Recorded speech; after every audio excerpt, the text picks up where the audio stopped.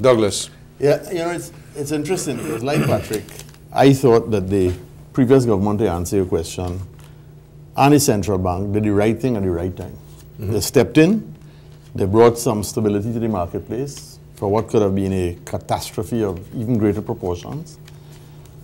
They had to bring a piece of legislation to Parliament to be able to even give the governor the authority to act, because the Insurance Act, as I started off saying, was a 1966 piece of legislation that really gave the central bank little ability to act. And in fact, they themselves are pretty new to regulating the insurance industry. They only took over the regulation of it in 2005 with zero resources with training in insurance regulation.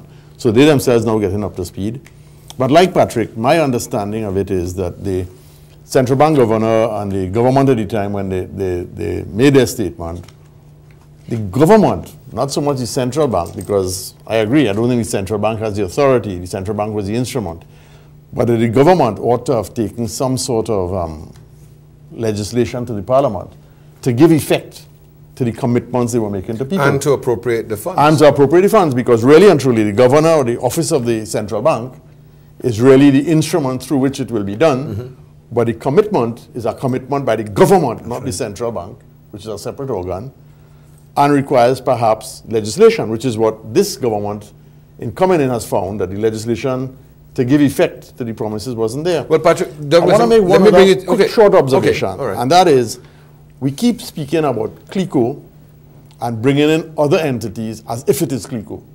And I think that's another important thing we need to draw a distinction between CL Financial, Clico, CMMB, British American, and the various entities, because each has a unique profile that is quite different and ought to be approached quite differently.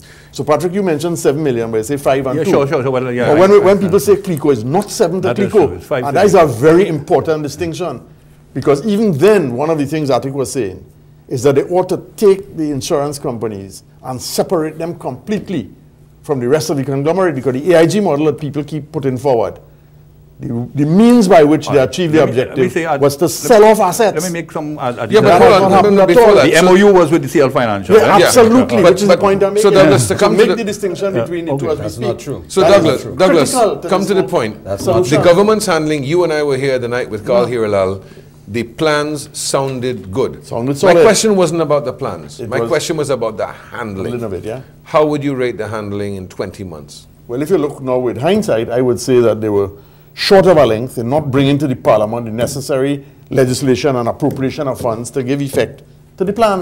Okay, nothing was wrong with the plan. It's a very similar plan clear up some being followed now. on this program this evening. Okay. And I cannot let that pass.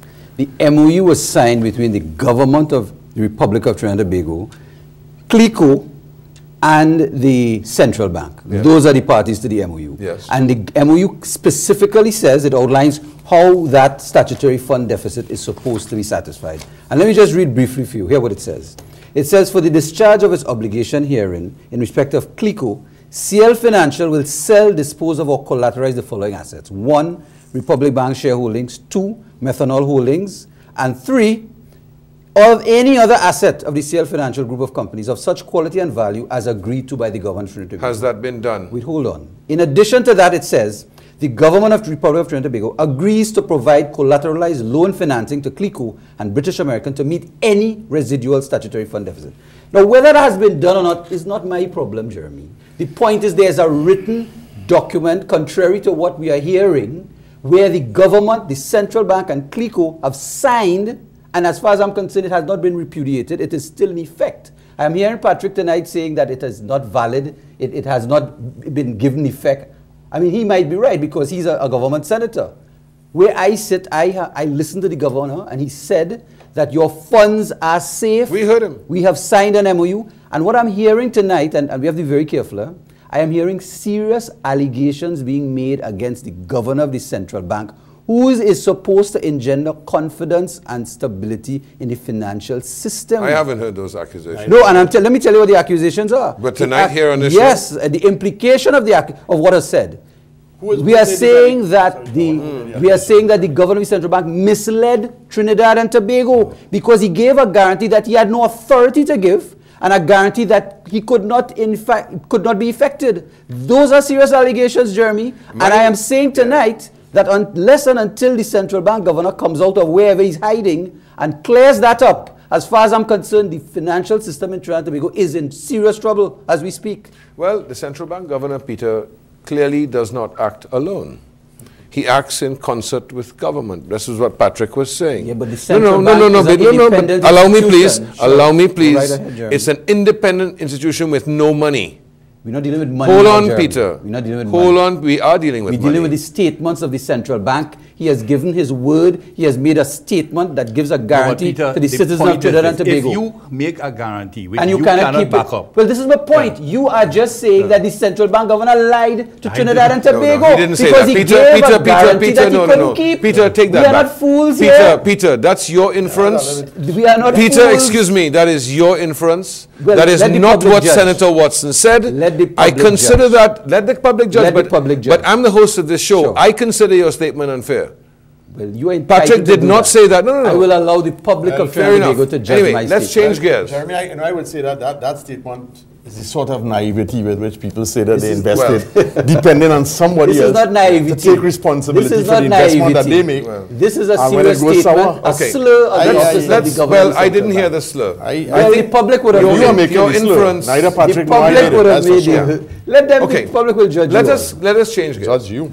I've read in preparation for this show and over the long period of time just about everything that's been written in the press on this Clico matter.